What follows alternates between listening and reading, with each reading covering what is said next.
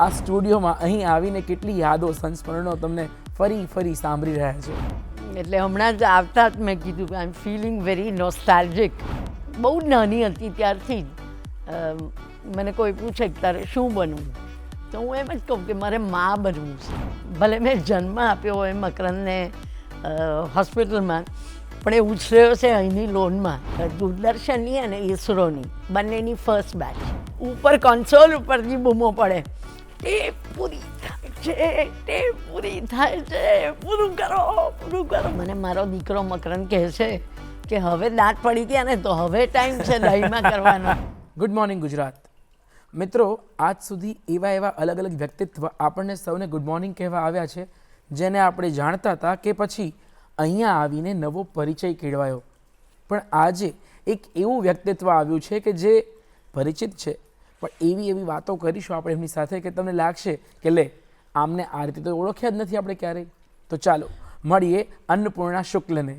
નમસ્તે, સ્વાગત છે આપણું ગુડ મોર્નિંગ ગુજરાતમાં. નમસ્કાર. આમ અન્નપૂર્ણા શુક્લ અભિનેત્રી તરીકે આપણે સૌ એમને ઓળખીએ છીએ, જાણીએ છીએ, પણ બધા જ લોકો એમને હુલામણા અન્ના માંથી ઓળખે છે. એટલે તમે બધાના માં છો, અને માં એટલે એવું લાગે કે એક પેઢી આખી આપણા કરતાં વધારે જોઈ હોય એવી વ્યક્તિ. અને એવી વ્યક્તિને પૂછવું પડે કે આ સ્ટુડિયોમાં અહીં આવીને કેટલી યાદો સંસ્મરણો તમને ફરી સાંભળી રહ્યા છે. ઢગલા બંધ યાદો એક સામટી આક્રમણ કરી રહી છે. એટલે હમણાં જ આવતા જ મેં કીધું કે I M feeling very nostalgic. બહુ નાની હતી ત્યારથી જ મને કોઈ પૂછે કે તારે શું બનવું, તો હું એમ જ કહું કે મારે મા બનવું છે. ઓહો. એટલે જ્યારથી આ કારકિર્દી શરૂ કરી ત્યારથી માના જ રોલ કર્યા છે. જ્યારે હિરોઈન બનવાનો સમય હતો ત્યારે પણ માના રોલ કર્યા. એટલે અન્નામાં. તો અન્નામાં આ સ્ટુડિયો, અહીંયા આ વાતાવરણ, આમાં તમે શ્વસ્યા છો, તમે તમારી એક ઓળખ બનાવી છે. તો કેવી રહી આ યાત્રા? કેટલું તમે ઘણું બધું, જ્યારે દૂરદર્શન કેન્દ્ર અહીં થલતેજ ખાતે નહોતું અને ઈસરો ખાતે કાર્યરત હતું, ત્યારથી તમે અહીંયા જોડાયેલા છો, આ સેન્ટર સાથે જોડાયેલા છો. પહેલાં એમ થતું કે કારકિર્દી ક્યાં કેવી રીતે આકાર લેશે કંઈ ખબર નહોતી.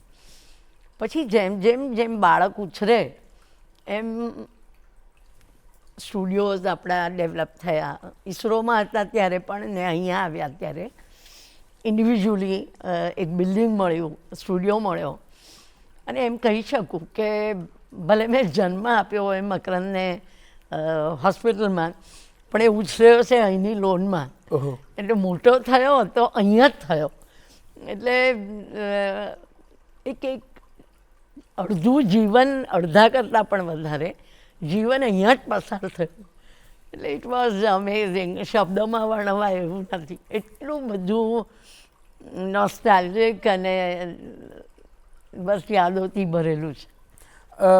માં, આ જ્યારે વાત કરી રહ્યા છીએ કે દૂરદર્શન અહીંયા નહોતું, ઈસરોમાં હતું, તો કાર્યક્રમોની શરૂઆત ઓબ્વિયસલી ત્યારે સ્ટુડિયોઝ કે એ બધું આટલું વેલ ઇક્વિપ્ડ નહીં હોય, તો એ વખતે તમે કામ કરતા હતા. એક્ટર્સ આટલું તમે વર્ષો, તમે 4 દાયકાઓ જેટલી લાંબી સફર દૂરદર્શન સાથે જ ખેડી. ફર્સ્ટ બેચ અમે લોકો, દૂરદર્શનની અને ઈસરોની બંનેની ફર્સ્ટ બેચ. પણ કંઈક બહુ એવું લાગ્યું નહીં કે અમે લોકો ક્યાંક અજુગતા જ કંઈક કાર્યોમાં રત છીએ કે કંઈ. We were happy whatever we got, જે પણ મળ્યું. અને પછી તો we had the best of the devices. એટલે વી એન્જોયડ અ લોટ. તો એ વખતે કાર્યક્રમો જે હતા, એટલે યાદ કરીએ તો કચરીનો કચરો કે એક કાર્યક્રમ તમારે ભરપૂર તોફાન. દેટ વોઝ ડેકુ. ઓકે. અને એ વખતના પ્રોગ્રામો જે અમે લોકોએ કર્યા એ બધા કંઈક ટોટલ ઇન્ફોર્મ કરવા માટે, કંઈક ઇન્ફોર્મેટિવ, કંઈક એડ્યુકેટિવ કે. અને એ વખતે પ્રેક્ષકગણ પણ એવો જે આજે, કારણ કે મૂળ માધ્યમ એન્ટરટેનમેન્ટ નહીં પણ એડ્યુકેટિવ હતું. એટલે જે કાર્યક્રમો કર્યા એ બધા કંઈક શીખવા માટે, કંઈક સમજાવવા માટે. એમાં લેટ મી ટોક અબાઉટ આપણા અહીંયાના કચરીનો કચરો જે તમે હમણાં કહ્યું, એ that was done in ISRO, જ્યારે દૂરદર્શન કાર્યરત હતું. અને એ વખતે એ પ્રોગ્રામ બન્યો. અને પેલી સ્પૂલ ડાયરેક્ટ, એટલે શરૂ કરો તે એન્ડ કરો ત્યાં સુધી you have to continue, you can't take a break. કપાય નહીં તમારો પ્રોગ્રામ. એટલે in between you can't. It was more difficult, વધારે અઘરું હતું, કારણ કે ભૂલો ના કરાય, અને ભૂલો કરો તો એને સંભાળી લેવી પડે. તો હું અને એક મારા કલીગ રક્ષાબેન કરીને, અને અમારા બંને ઉપર જ સ્ક્રિપ્ટ 2 પાનાની, પ્રોગ્રામ અડધો કલાક ઉપરનો. હવે અમને કહેવામાં આવેલું કે તમે ઇમ્પ્રોવાઇઝ કરીને કરજો. ઉપર કોન્સોલ ઉપરથી બૂમો પડે, ટેપ પૂરી થાય છે, ટેપ પૂરી થાય છે, પૂરું કરો, પૂરું કરો, બંધ કરો. આને કહો કે બંધ કરે. Oh God, it was amazing, amazing. અને ખૂબ મજા કરી છે. અહીંયા પણ જે સિરિયલ્સ કરી, જે પ્રોગ્રામ્સ કર્યા, આઉટડોર્સ અમે લોકોએ જાણે પિકનિકમાં ગયા હોય એવી રીતે જ કાર્યક્રમો કર્યા. It was amazing. એટલે રક્ષા નાયક, દર્શક મિત્રો, એ એવું નામ છે કે જેણે સિરિયલમાં અભિનય તો કર્યો પણ એ પ્રોડક્શન્સ પણ સંભાળતા. હા. જે તે વખતે એનઆઈડીની ફિલ્મ્સ બનતી તો એ મહિલા પ્રોડક્શન, હા, એ હેડ બનતા, બધું બાહોશ રીતે કામ કરતા. પણ એ તોફાન, એ તમારી મસ્તી, તમે એડ્યુકેટિવ ફિલ્મો બનાવતા પણ તમે પોતે બહુ એન્જોય કરતા, મને એવું લાગે છે. મને હંમેશા મારી કારકિર્દીમાં એક દાહીમાની વાતો કરીને પ્રોગ્રામ કરેલો, 50 એપિસોડનો. અને એ વખતે મારી ઉંમર 28 વર્ષ, અને I had to play the role of Dahima, ઉત્તર ગુજરાતની ભાષા, અને દાહીમાનો રોલ, એક જ કોસ્ટ્યુમ, બધા 50 એપિસોડમાં. અને ગામડે ગામડે ફરવાનું. સ્ક્રિપ્ટ આખી 1 લાઇન હોય એને ડેવલપ કરવાની, અને એને અમારે લોકો સુધી પહોંચાડવાની, લોકોની વચ્ચે જઈને પહોંચાડવાની. એટલે એ રોલ કરવાની મને બહુ મજા આવી. પછી તો નેશનલ લેવલે એને ડબ કર્યું, હિન્દીમાં કરી. ઓહો. હા, ઇટ વોઝ વેરી સક્સેસફુલ. એટલે એ વખતે પણ 28 વર્ષની ઉંમરે, એટલે મને મારો દીકરો મકરંદ કહે છે કે હવે દાંત પડી ગયા ને તો હવે ટાઈમ છે દહીંમાં કરવાનો. અને એ વખતે પેલો દાંત કાળો કરીને કરતા હતા ને, એનો બદલે હવે કરો કે. મેં કહ્યું ધેટ્સ ટ્રુ. તો ઈસરોથી જ્યારે અહીં દૂરદર્શન ખાતે આવ્યા, હા, પછી કેવી કેવી સિરિયલો, કેવા કેવા શોઝ, પછી કેવી કેવી વાતો આવી? સરસ સિરિયલો કરી અમે લોકોએ. અહીંયા કરી શ્યામલી, બિપિનભાઈ બાપોદરાએ કરેલી. પછી મારા સાજણજી કરી. મને તો અત્યારે યાદ બી નથી આવતું, કારણ કે એટલા બધા પ્રોગ્રામ્સ કરેલા છે અમે લોકોએ અહીંયા, કે નાટકો કર્યા છે. We have done comedy plays over here, આપણા દૂરદર્શનમાં રેકોર્ડ થયેલા. અને સ્મોલ ઇન્ફોર્મેટિવ પ્રોગ્રામ્સ તો બહુ જ કરેલા. ત્યાં આગળ જેમ ચતુર મોટા ને બધા કરેલા એવી રીતે. પણ I don't want to count them. I just want to linger on with the taste of the program that I had done. પણ જ્યારે તમે આ નામ બોલો એટલે એવું લાગે કે સંગીત અત્યારે વધારે સારું અને થઈ રહ્યું છે, એમાં ના નહીં. પણ જ્યારે તમે શ્યામલી બોલો તો તરત ટ્યુન પ્લે થાય. આવે. શ્યામલી ઓઢાડે કરેક્ટ, ઓઢણી, એના ગીતો આવે. મોરપીંછથી માંગુ મોરપીંછ ને માનું, મારા શ્યામનું શ્યામનું સરનામું, કે પછી મારા સાજણજી, ભવો ભવની પ્રીત, અને હેપી ભાવસાર યાદ આવે. આ સિરિયલ્સને ખૂબ કલાકારોની સાથે ખૂબ મજા કરેલી. અને even the entire production team, camera પર હોય કે પછી ઇન્ડોર કર્યું હોય ને ફ્લોર મેનેજર્સ હોય, પણ વી વર ઓલ અ ફેમિલી. અત્યારે જેટલા પ્રોફેશનલ્સ છીએ એટલું નહોતું. વી વર મોર અ ફેમિલી દેન પ્રોડક્શન. એટલે એવું લાગતું નહીં કે આ પ્રોડક્શન કરીએ છીએ અમે લોકો, ફેમિલીની માફક. ચોક્કસથી. તો જ એક 28 વર્ષ કે એક એનાથી પણ યંગ કોઈ અભિનેત્રી છે, એના બાળકને અહીંયા લઈ આવે ને એ આ સ્ટુડિયોમાં ઉછર્યું હોય એવું તો જ શક્ય બને. કહી શકું કે અહીંયાના સ્ટુડિયોમાં અહીંયાના જે બી સ્ટાફ આપણો, એ લોકોએ જ મકરંદને મોટો કર્યો એમ કહી શકું. કારણ કે મકરંદ ખૂબ નાનો, એટલે ઓબ્વિયસ મારે એને જોડે લાવવો પડે. અને ઘરે હું એકલી, એટલે હું જ્યારે અહીંયા આવું ત્યારે મારી પાછળ મારું પૂછ હોય જ મારું બચ્ચું. એટલે અમે લોકો સાથે ઉછર્યા અને અહીંયા મોટો થયો. જી. એટલે એ જ્યારે પોસ્ટ ગ્રેજ્યુએટ થયો એ ઇંગ્લિશ સાથે એણે MA કર્યું. પછી મેં કીધું હવે સારું જોબ લઈ લે. એટલે મને કહે કે ના ના ના, હું ચણિયો પહેરીને દૂરદર્શનની સામે કે ઇસરોની સામે ડાન્સ કરીશ, પણ હું નોકરી નહીં કરું. આવો સ્ટેટમેન્ટ આપે. એટલે મને એમ લાગે કે ના, આ વાતાવરણની અસર અને એ જે શ્વાસ ભર્યા છે એણે, એ તો એ કલાકાર તરીકે જ આગળ આવશે. ચોક્કસ. દર્શક મિત્રો, આટલું બધું મકરંદનું નામ આવે તો એ મારે કહેવું પડે કે મકરંદભાઈ પણ આપણને ગુડ મોર્નિંગ કહેવા આવી ચૂક્યા છે. એક કલાકાર અને ફોર્મર ડિપ્લોમેટ. આપણે બહુ બધી વાતો એમની સાથે પણ કરી છે. જ્યારે વાત થાય છે અન્નપૂર્ણા શુક્લાની એવી ઓળખાણની કે જે એટલી બધી આપણા સુધી નથી પહોંચી, તો એ છે ક્લાસિકલ ડાન્સર તરીકેની.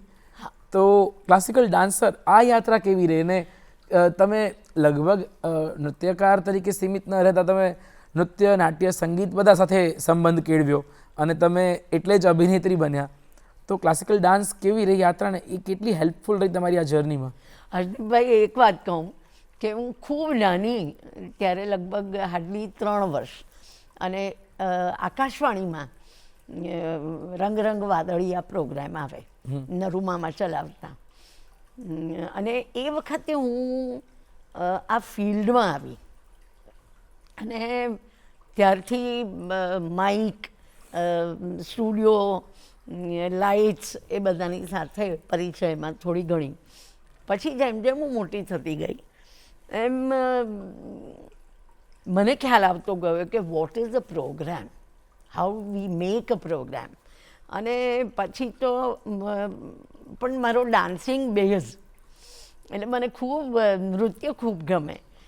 એક લય આવે, એક રિધમ જીવનની આવતી હતી.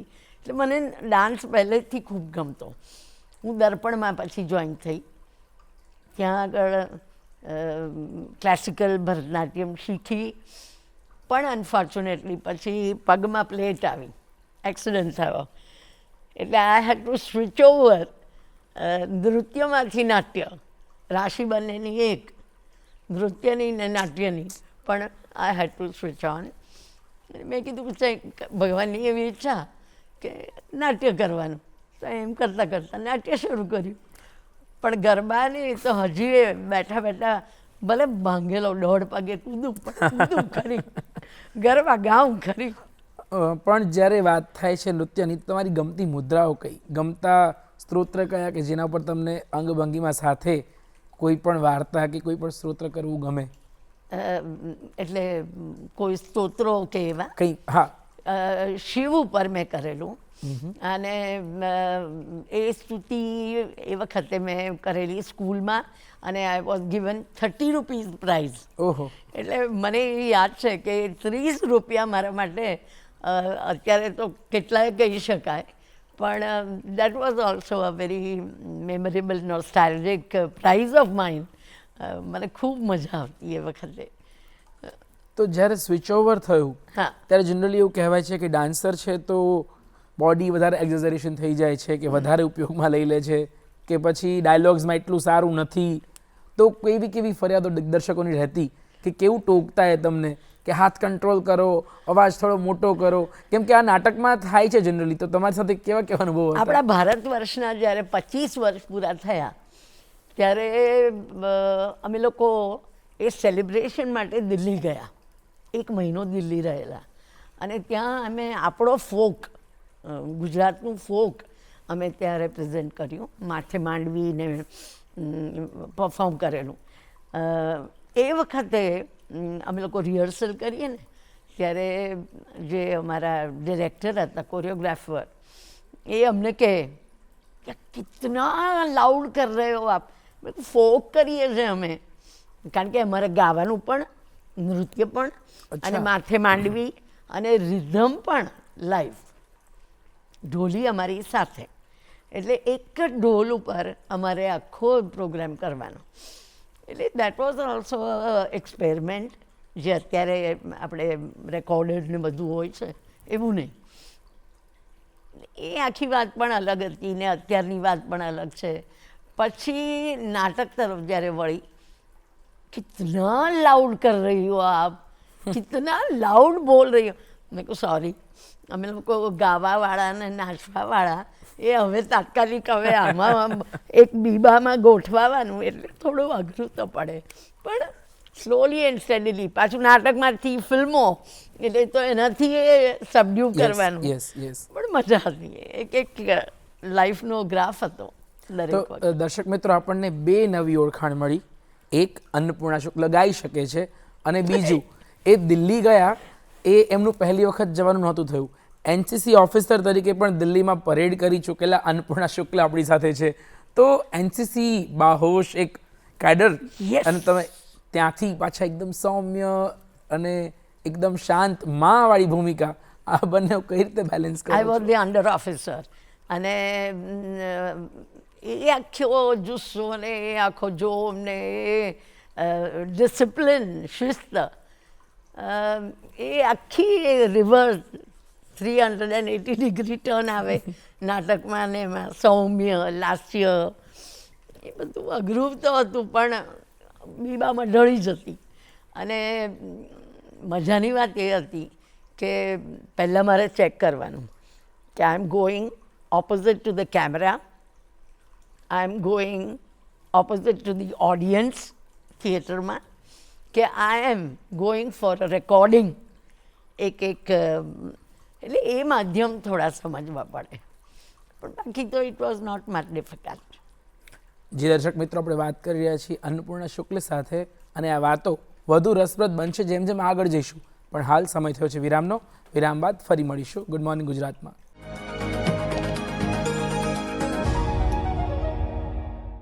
વિરામ બાદ આપ સૌનું સ્વાગત છે ગુડ મોર્નિંગ ગુજરાતમાં. આપણે વાત કરી રહ્યા છીએ અન્નપૂર્ણા શુક્લ સાથે.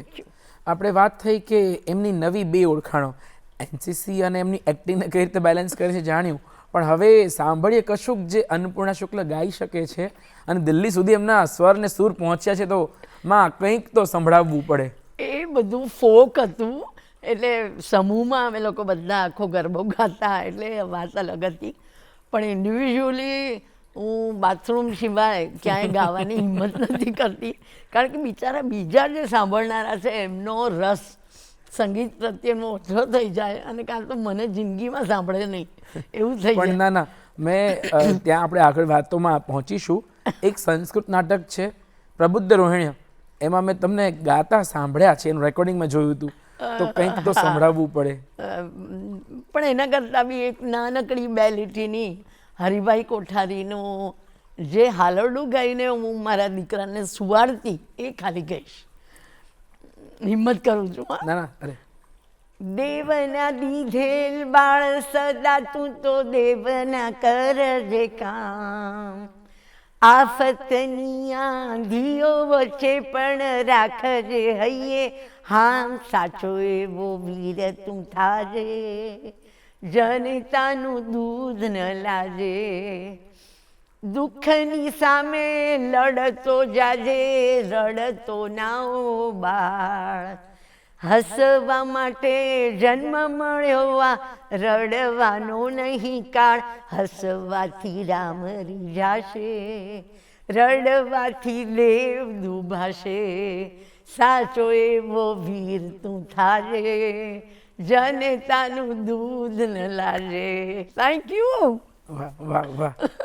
એટલે એક જે તમે ડાઈમાની વાત યાદ કરો કે તમે યાદ કરો, એક જે સ્વીટનેસ ઓફ કેરેક્ટર જે હોય ને, એ તમારા ફેસ પર કાયમથી. એટલે મને ઘણી વખત એવું લાગે કે બોલિવૂડને ફરીદા જલાલ મળ્યા છે, તો ગુજરાતી ઇન્ડસ્ટ્રીને અન્નપૂર્ણા શુક્લ મળ્યા છે.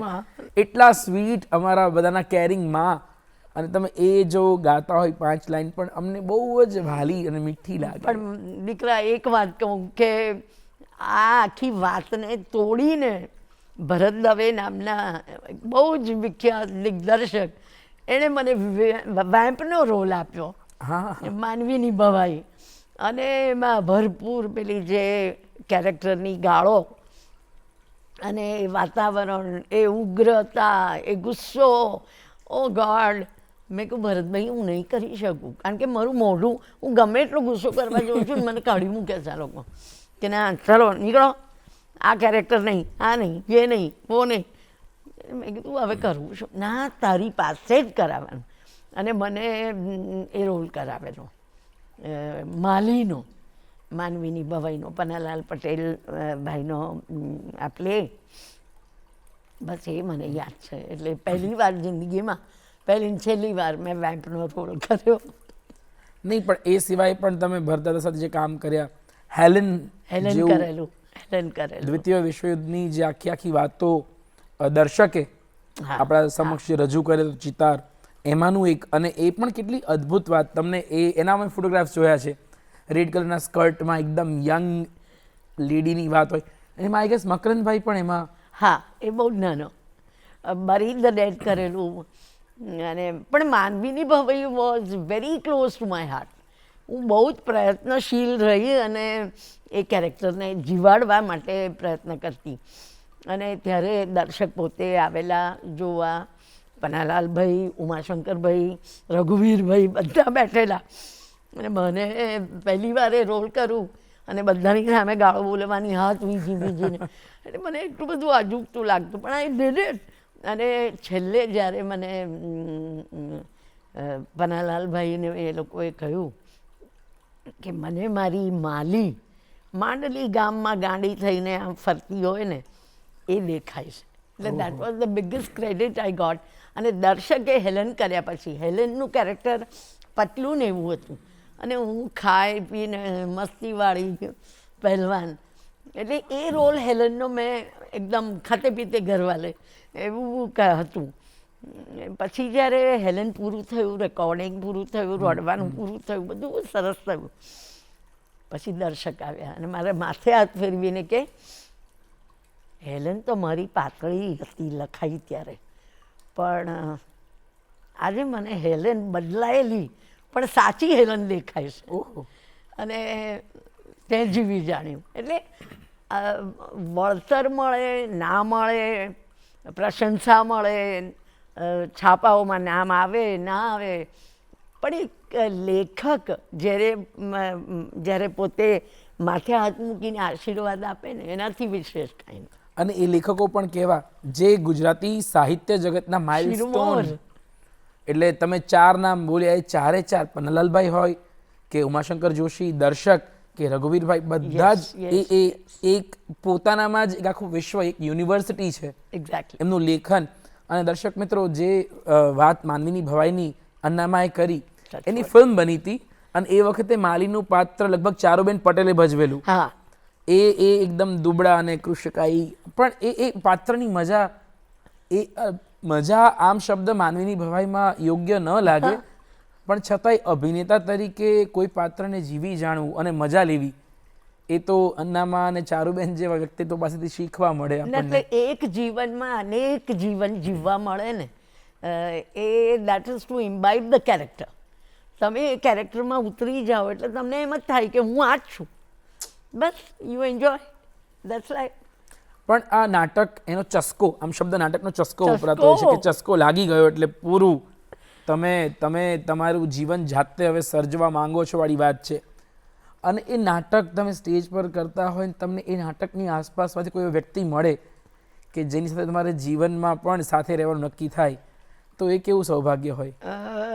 એવું જ થયું, કારણ કે મકરંદના પપ્પા શ્રી હર્ષદ શુક્લ, એ પણ બહુ જ ઊંચા ગાજાના કલાકાર, writer, director.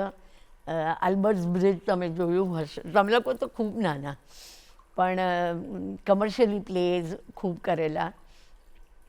And he was a wonderful actor. And કદાચ કલાના લીધે અમે લોકો એક થયા. અને જ્યારે સપનું જોતા ત્યારે એવું સપનું જોયું કે જે પણ બાળક હોય, દીકરો કે દીકરી, એ કલાકાર જ બને. અને હકીકતમાં આજે જ્યારે કલાકાર મારી સામે મકરંદ ઊભો છે તો મને એમ લાગે કે હે પ્રભુ, તારી કૃપા અનહદ છે. બસ that's all. અને એ જ મકરંદને તમે જ્યારે ઉછેર્યા ત્યારે તમે એકલા હાથે ઉછેર્યા, એક સિંગલ મધર, એક ટીચર, અન્નપૂર્ણા શુક્લની ફરી પાછી એક નવી ઓળખાણ. 18 વર્ષ સુધી શિક્ષિકા તરીકે સેવા આપી અને એ વર્ષોમાં પણ નાટક ચાલુ હતા. નાટક નહોતા અટક્યા, પણ શિક્ષિકા તરીકેની ભૂમિકામાં દાખલ થયા કારણ કે દીકરો ઉછેરવો છે, ઘણું બધું પરિવારનું ઘરનું બધું જ એનું વહન એકલા પોતાના ખભા પર કરવાનું તમે નક્કી કર્યું. તો હાઉ વોઝ લાઈફ? કઈ રીતે તમે બેલેન્સ કરી તમારી લાઈફ, સિંગલ મધર તરીકેનું પાત્ર, નાટકના પાત્રો? બસ ઘરમાં એક જ મકરંદ હતો અને ક્લાસમાં 60 મકરંદ હતા, એટલે ફેર એટલો કે વહેંચાયેલા હતા. બાકી બહુ ઝાઝો ફેર ના પડ્યો મને. They were very close to my heart. અને સ્કૂલ અને being a teacher, it was being like a second mother. બીજી માં હોય ને જેમ, કારણ કે મને એક વસ્તુ આપણી દૂરદર્શનની પહેલી સ્પોન્સર્ડ સિરિયલ હરસુખને દુઃખ દીપકભાઈ બાવસ્કરે કરેલી, અને એનું ટેલિકાસ્ટ ચાલતું હતું. અને mean while I was teacher also, નોકરી કરતી હતી એ વખતે. સ્કૂલમાં હું ગઈ ને એટલે બાળકો 2-3 જણા આખા ક્લાસમાં બિચારા બધા બેઠેલા, પણ પ્રેયર પતી અને પછી ધીમે ધીમે મોડું આમ એ કરીને રડવા માંડ્યા, ભેંકવા માંડ્યા. ભેંકવા શબ્દ. મેં કીધું શું થયું? What happen? વોટ હેપન બેટા? એમ કરીને મેં વાલ કર્યું. તમે ગઈકાલે મરી ગયા, તમે મરી ગયા. મેં કહું હું ક્યાં મરી ગઈ? આ રહી બેટા, હું આ તમારી પાસે છું. ઓહો. પછી કે ના, તમે ગઈકાલે ટીવીમાં મરી ગયા. ત્યારે મને ક્લિક થયું કે મને ડેડ બોડી બતાવેલી મરી, અને હાર ચડાવે ને પછી બધા રડે ને એ બધું. એટલે છોકરાઓને એટલું બધું અટેચમેન્ટ કે ટીચર મરી ગયા. અને that was the emotion that I got. મને એમ લાગે કે અત્યારે યાદ કરું ને તો મને રડવું આવે એ બાળકોને જોઈને, યાદ કરીને. અત્યારે તો દેવગ્રોહને આપણને આજે પણ એટલા જ પ્રેમથી મળે છે, પણ હું ટીચર હજી જીવી ગઈ એ હું એમને કહું કાયમ. That was great, great, great experience. કારણ કે ટીચર એ હંમેશા બીજી માં. Yes yes, definitely. એટલે જ્યારે તમે વાત કરી કે ક્લાસમાં 60 મકરંદ હોય, ઘરે 1 મકરંદ હોય, તો પછી એ મકરંદનું અટેચમેન્ટ અને એ 60 મકરંદનું અટેચમેન્ટ સેમ રહેવાનું, રડવું તો આવવાનું જ. જ્યારે તમે માને આ રીતના કોઈ કેરેક્ટરમાં જુઓ ત્યારે ઇવન ઇમેજિન પણ ન કરવા ઈચ્છે કોઈ આ સંબોધનથી જે વ્યક્તિને જોતા હોય એને. પણ એ એક એક્ટરની સફળતા પણ છે. આઈ ડોન્ટ નો, મેં ક્યારેય ઇવેલ્યુએટ નથી કર્યું. કોઈ પણ કેરેક્ટર કરવાનું હોય તો મેં એને વિભાજિત કરીને એને પરફોર્મ કરવાનો પ્રયત્ન નથી કર્યો. હું એમ જ વિચારું કે હું આ પાત્ર છું અને મારે આમ કરવાનું, આમ જ કરે, એ આવી રીતે જ વર્તે, આવી રીતે જ બોલે, એમ કરીને મેં પરફોર્મ કર્યા છે આજ સુધીના બધા જ કેરેક્ટર્સ. તમે એક શબ્દ વાપરતા હો છો કે ગુજરાતને અમુક NSDના એક્ટર્સ મળ્યા છે.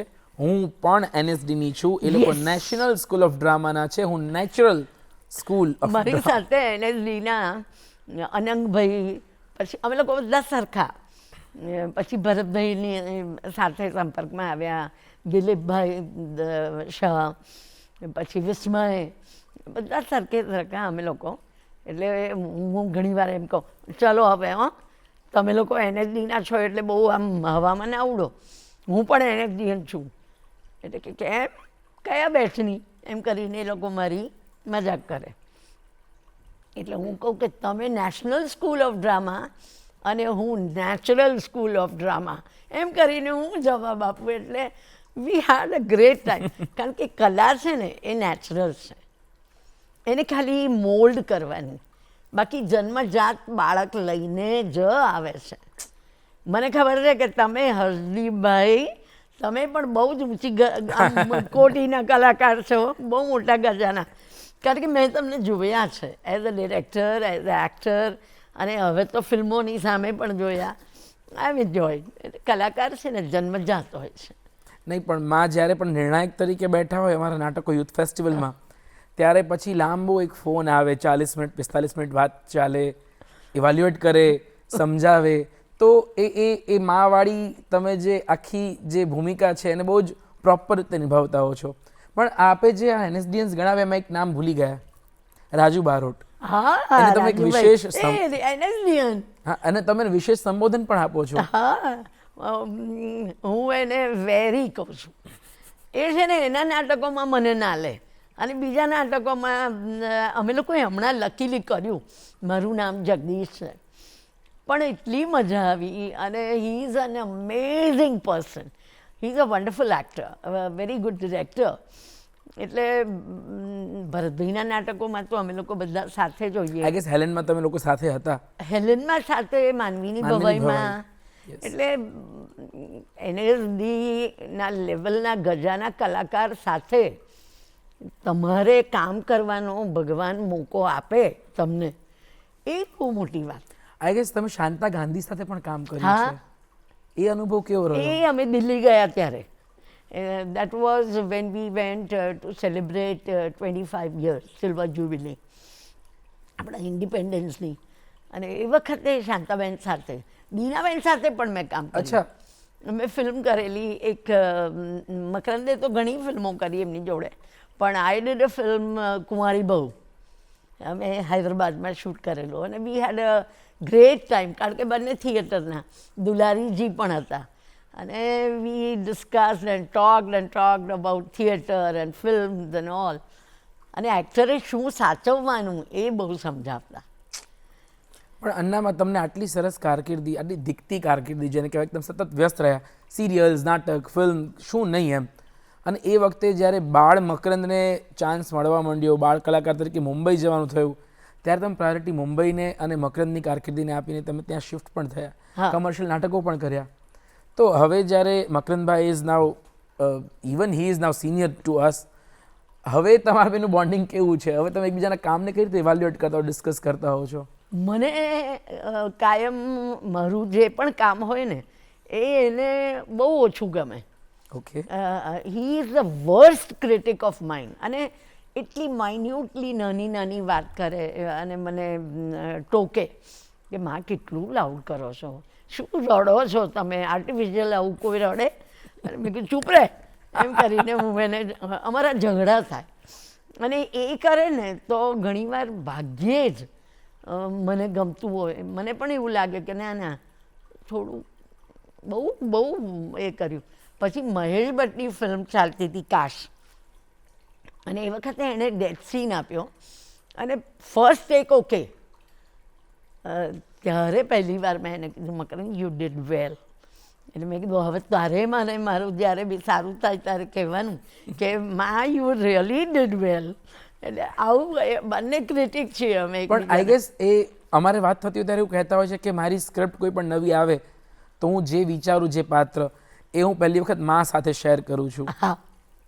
અને કે માના ઇનપુટ્સ લઉં છું, એ મને કે એ ક્રિટિસાઇઝ કરે એ પ્રમાણે હું મોલ્ડ કરું છું કોઈ પણ કેરેક્ટર. સાચી વાત. તો પછી કેમ નથી ગમતું? ના, મને એ પરફોર્મ કરે પછી કકડાટ કરું. પણ લેટ મી ટેલ યુ કે એ માણસ એવો છે કે બહુ જ ઊંડો ઉતરે છે. અને ઘણીવાર શું થાય કે નાના સ્પાનમાં કંઈ પરફોર્મ કરવાનું હોય, એમાં બહુ ડીપમાં જાઓ ને તો પછી તમે એટલું બહાર નથી લાવી શકતા. એ સમય માગે છે, એ રોલ માગે છે, એ કેરેક્ટર માગે છે. એના જેટલું જ આપો. એટલે દાળ એક વાટકીની હોય તો એમાં એટલું જ મીઠું નખાય. હું હંમેશા કહું કે તપેલું ભરીને હોય તો એના પ્રમાણમાં, પછી તો નહીંતર ગાય બી ના પાડે કે હું નહીં ખાઉં નહીં ખાઉં. આવું થાય. એટલે we are both critics of one another, અને I think so that is improvement. Yes yes. તો હવે તો મકરંદભાઈને પણ દીકરી છે, એ પણ ક્લાસિકલ ડાન્સ શીખે છે. એટલે તમે શીખ્યા, મકરંદભાઈ પણ ક્લાસિકલ ડાન્સ શીખ્યા, અને હવે દીકરી પણ શીખે છે, તેજસ્વી. મેં એક્સિડન્ટ પછી જ્યારે બંધ કર્યું ડાન્સિંગ કરવાનું, ત્યારે મારી એક બહુ જ ઊંડી ઈચ્છા હતી કે મારો કોક તો એવું ડાન્સ કરે. મકરંદને મેં ડાન્સ શીખવાડ્યો. અને એ જ વાત આખી તેજસ્વીમાં, એટલે કે એની દીકરીમાં આવી. અને શી ઇઝ ઓલ્સો લર્નિંગ, 5મા વર્ષમાં છે, અને વિધિન 2 years અરંગેટ્રમ હશે એનું. અને એને પણ ગરબો કરવો બહુ ગમે. માંદી હોય તો એને કહું કે ડાન્સ કરવો છે તો ઊભી, ભણવા બેસવું છે મેથ્સ કરવું છે તો નહીં. એવું છે. ઓકે, અન્નામાં એક ક્વિક આપણે Sure. Rapid fire Rapid. Round રમીએ અને તમને હું પ્રશ્ન પૂછીશ. Yes. તમારે બંને એવા વિકલ્પ પસંદ નથી કરવાના, તમારે કોઈ પણ એક વિકલ્પ પસંદ કરવાનો છે અને બહુ જ ક્વિક જવાબ આપવાનો છે. Okay, 2 થી I'm 5 પ્રશ્નો. prepared. યસ. સો અન્નપૂર્ણા શુક્લને અમદાવાદ વધારે ગમે છે કે મુંબઈ? અમદાવાદ જ. ફિલ્મ્સ કે સિરિયલ કે નાટક? નાટક. એક્ટિંગ કરવાની હોય તો કોઈ કન્ટેમ્પરરી સ્ટોરી ગમે કે ક્લાસિકલ કોઈ સ્ટોરી? બધી કોઈ પણ ના, બેમાંથી એક જ પસંદ કરવાનું છે. ક્લાસિકલ. ઓકે, મનપસંદ ગુજરાતી અભિનેતા જે અત્યારે ફિલ્મોમાં છે? બધા જ, કોઈ નહીં એક એવું નામ નહીં. બોલવું પડશે. મારો દીકરો. મકરંદભાઈ, તમે બાજી જીતી ગયા છો. અભિનેત્રી? એની દીકરી. ઓહો. જો હવે તમે આ દીકરો ને દીકરી કીધું છે તો પછી સાંજ કઈ ગમે તમને? એકદમ હેક્ટિક કામકાજવાળી કે દીકરાને પૌત્રી સાથે ચા પીવાવાળી? હેક્ટિક. અરે વાહ. મગજ ચલાવવું ના પડે ને એટલે. અને છેલ્લો પ્રશ્ન, દૂરદર્શનનો સ્ટુડિયો કે ઈસરોનો સ્ટુડિયો? હાય હાય, આ ના પૂછો હો. આ કારણ કે બંને જગ્યાએ એ જ શ્વાસ, એ જ ઓક્સિજન, મને જીવતદાન મળ્યું છે જીવવા માટેનું. એટલે પણ એમ કહી શકું, કારણ કે દૂરદર્શન ત્યાં હતું એટલે હું એમ જ કહીશ કે ઈસરો અને દૂરદર્શન એક જ છે. અરે વાહ. ઈસરો અને દૂરદર્શન બંનેનો સ્ટુડિયો એક જ છે. આ જવાબ આપીને તમે ફરી બાજી જીતી ગયા છો. કોંગ્રેચ્યુલેશન્સ. તો દર્શક મિત્રો, આ હતી વાતચીત અન્નપૂર્ણા શુક્લ સાથે. અન્નામાં આપે સમય ફાળવ્યો અને દર્શકો સાથે આટલી સરસ વાતચીત કરી અને તમારા સંસ્મરણો વાગોડ્યા એ માટે ખૂબ ખૂબ આભાર. Thank you.